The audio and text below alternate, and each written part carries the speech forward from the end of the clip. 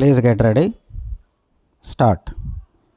Ladies and gentlemen, I have great pleasure in taking part in the seminar on unity and progress of the country. During the discussions they were held this morning, this subject was dealt with by men of experience in different walks of life. I am sure their views will be taken into consideration by those who are responsible for shaping the destiny of the country. I would like to share with you some of my thoughts in this matter. In the first place, when we talk of unity, some may wonder why this is talked about over and over again at a time when we are already united. It is natural for them to think like that. I also agree with them to some extent, but as one who took part in the freedom movement and who is interested in the unity and progress of this country, I request them to look at this matter from a long range point of view, because I have a feeling that there are some sections of the society here and there which are trying to disrupt the unity of the country. After India became independent, popular governments are functioning both at the center and in the states, and they are doing their best to meet the requirements of the people and to raise their standards of living by implementing a number of schemes. In spite of this, due to the growing needs of the people, they expect more and more from the government. How this can be done is the question. Ministers at the center and in the states are elected by the people from time to time, and there is no doubt they are working for the progress of the country and the people. But on account of number of unforeseen circumstances, we have not been able to progress to the desired extent. One of the reasons for this situation is when there are floods in some parts of the country and drought in some other parts. We see that large sums of money are spent by the government in order to give relief to those affected by natural calamities.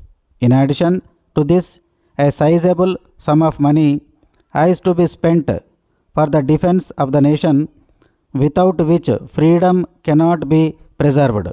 It is only after meeting these inevitable items of expenditure the revenues of the government have to be spent for other essential items.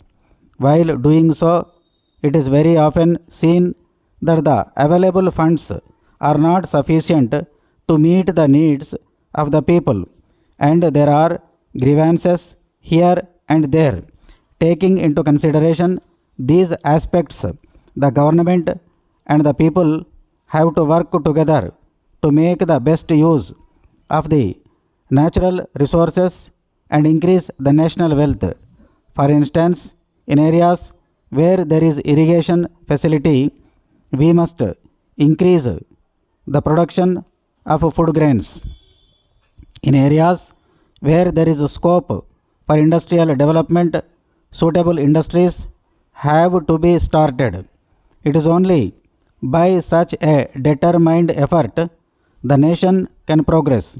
Another matter is that while we have to take advantage of the latest developments taking place in the advanced countries and adapt to them, we have to see that in our country, where there is plenty of manpower and vast areas of land available for exploitation, we have to plan in such a manner as to provide work for all our citizens.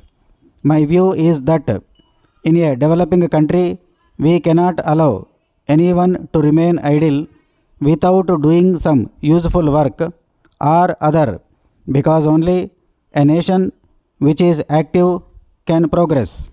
Letter dated 10th April 1983 from Thiru M. Sarathi, Advocate Rajaji Salai, Madras to Messrs. Selvam and Company, Broadway, Madras. Dear Sirs, under instructions from my client Thiru V.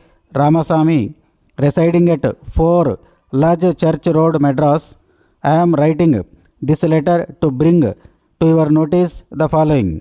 You are in occupation of the premises owned by my client at 20 Broadway, Madras for the last 10 years.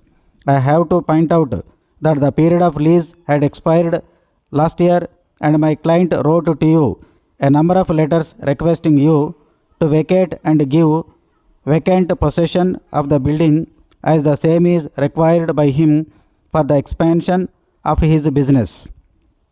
You have replied in your last letter that it would not be possible for you to vacate it immediately because it would be difficult to secure a suitable building in the same locality and have requested for extension of time till the end of this year. As far as my client is concerned, the premises is required by him immediately as the building where he is at present running his business is required by its owner and therefore he has no other alternative than to get back his premises from you and shift his business to that place. I am to request you to appreciate the position of my client and vacate the premises within 3 months. Thanking you, yours faithfully.